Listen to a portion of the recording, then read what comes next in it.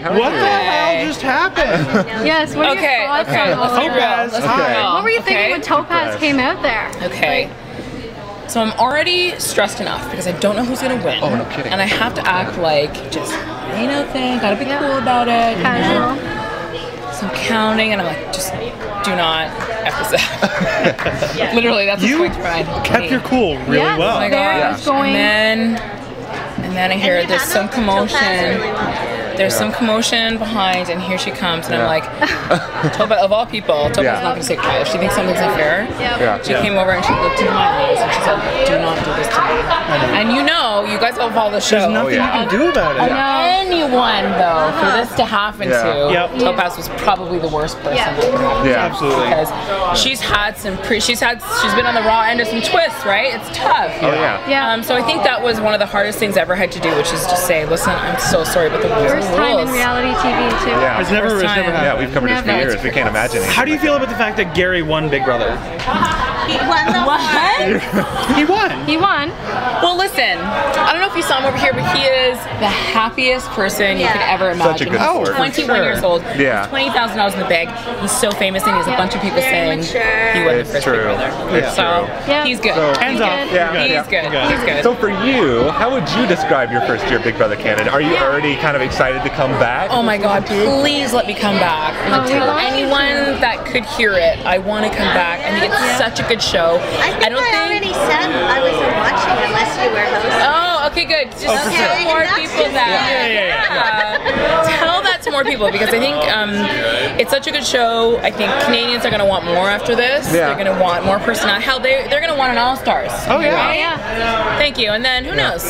Maybe then we'll see some of these faces again. I will link you. There's a radio program the BB Chatter does, and the last one we ended it just talking about how awesome Arisa Cox is. And what I should tell you is I was on it, but the main host is American, and there's about 5,000 people that phone in, listen in, and all we did was talk about. No way! Awesome. It's, you know what? It's so tough. There's so many hosts, obviously, around the world. Obviously, I'm gonna get compared to the USA host. That's what I was gonna ask. And she's awesome. You like your differences. And I could never be her, so I'm not gonna try this. The problem is people don't watch other versions. That's right. I think that's the only. You know, there's different ways of doing it. By the way, my wife Jessica knows you from a long time ago when you were with the Lofters. She was really good friends with Eddie McGee, and she told me to say hi to you. Won the very first Big Brother. Yeah. Oh my God, he was also the best man at my friend Trey's house, who was also in the loft with me. She knew all about you and Trey. Yeah. Oh yeah, that's so funny. It was so funny. Wow. Yeah, actually, Kaylin was in the audience here too. He's also from the Lofters from way back. Oh yeah. You're too young. You guys don't know. Believe it or not, I've gone back and I found Lofters online. So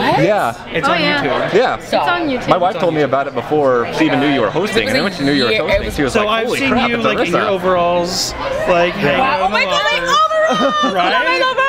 Yeah. That just happened.